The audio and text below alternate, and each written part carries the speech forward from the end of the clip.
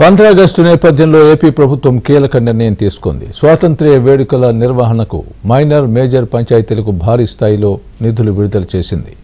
Minor పంచాయతీకి 10,000, major పంచాయతీకి 25,000 రూపాయలను కేటాయించింది. ఈ మేరకు డిప్యూటీ సీఎం పవన్ కళ్యాణ్ ఓ ప్రకటన విడుదల చేశారు. పంచాయతీల ఆధ్వర్యంలో ఆగస్టు 15, జనవరి 26 నాటి కార్యక్రమాలు ఏ విధంగా చేయాలో కూడా మార్గదర్శకాలను ఆయన నిర్దేశించారు.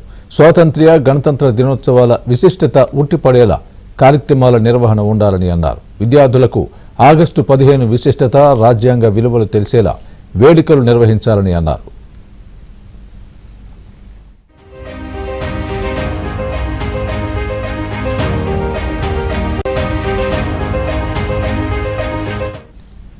గత వైసీపీ ప్రభుత్వం స్వాతంత్ర్య దినోత్సవాల సందర్భంగా మైనర్ పంచాయతీలకు 100, మేజర్ పంచాయతీలకు 250 రూపాయలను కేటాయించింది.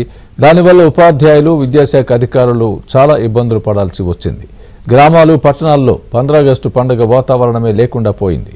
ఈ నేపథ్యంలో 15 ఆగస్టు వేడుకల నిర్వహణకు పంచాయతీలకు నిధుల కొరత లేకుండా తమ ప్రభుత్వం తగిన చర్యలు తీసుకుందని పవన్ కళ్యాణ్ స్పష్టం చేశారు.